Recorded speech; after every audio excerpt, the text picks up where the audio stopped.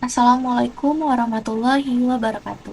Salam Om Swastiastu, Namo Buddhaya, salam kebajikan, salam sejahtera bagi kita semua.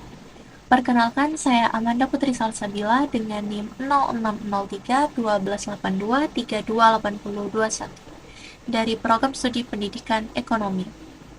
Tujuan pembuatan video ini adalah untuk memenuhi tugas ulangan akhir semester mata kuliah Teori Ekonomi Makro yang diampu oleh Ibu Dr. Handa Siti Fatima MSI dan Ibu Yuliana FH SPD MPD. Pada kesempatan kali ini, saya akan membahas sebuah studi kasus mengenai kondisi ekonomi di Indonesia pada awal tahun 2025 dengan pertumbuhan ekonomi yang stagnan di angka 5%. Tapi yang jadi sorotan besar adalah defisit APBN sebesar 30 triliun di 2 bulan pertama tahun ini.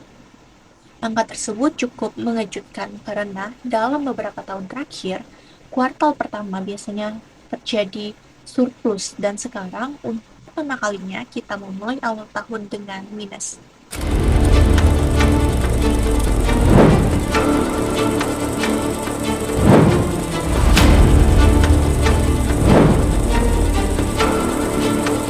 Indonesia memasuki tahun 2025 dengan pertumbuhan ekonomi yang stagnan di angka 5%. Kemudian baru-baru ini Menteri Keuangan Sri Mulyani mengumumkan postur APBN yang ternyata mengalami defisit dalam 2 bulan di awal tahun 2025 ini. Bank Indonesia, BI memandang ketidakpastian ekonomi masih tinggi ke depan. Selain itu, BI pun menilai pertumbuhan ekonomi global pada 2025 juga bakal berpotensi sama seperti tahun ini, yakni hanya tumbuh 3,1%.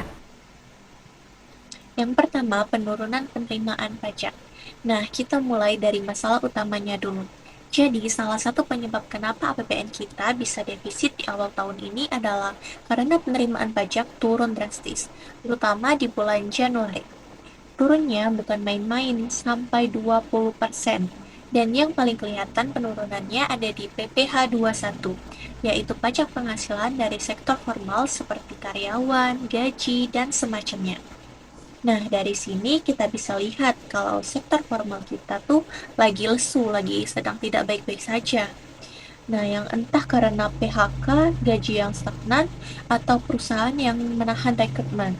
Padahal sektor ini biasanya jadi tulang punggung perekonomian Indonesia. Yang kedua, deflasi. Selanjutnya ada sinyal yang cukup serius dan ini datang dari sisi harga barang. Februari kemarin, Indonesia mengalami deflasi sebesar minus 0,09%. Sekilas mungkin kedengarannya bagus ya karena harga turun, tapi faktanya tidak seindah itu. Deflasi itu artinya daya beli masyarakat menurun, permintaan barang berkurang. Singkatnya, orang-orang jadi makin hati-hati untuk belanja. Dan jika konsumsi turun, maka pertumbuhan ekonomi pun bisa ikut tersendat. Yang terakhir atau yang ketiga, belanja pemerintah dan performa ekonomi. Selanjutnya kita geser ke sisi pemerintah. Harusnya jika masyarakat lagi mengurangi konsumsi, pemerintah bisa ambil peran lebih besar melalui belanja negara.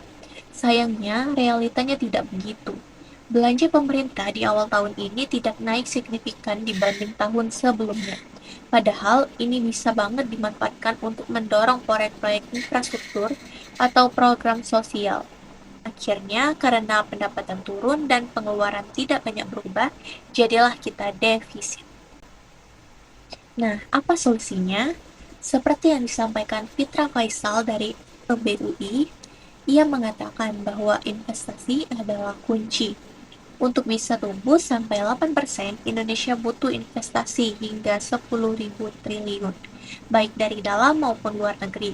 Tapi, investasi ini harus disalurkan ke sektor yang tepat, terutama industri dan infrastruktur, supaya dampaknya terasa luas, terutama ke lapangan kerja dan produktivitas nasional. Selain itu, pemerintah perlu mempertimbangkan stimulus fiskal yang lebih terarah, khususnya untuk mendorong sektor-sektor produktif. Bukan hanya konsumsi musiman seperti di bulan Ramadan. Dengan begitu, pertumbuhan bisa berkelanjutan dan tidak hanya bergantung pada momen tertentu saja.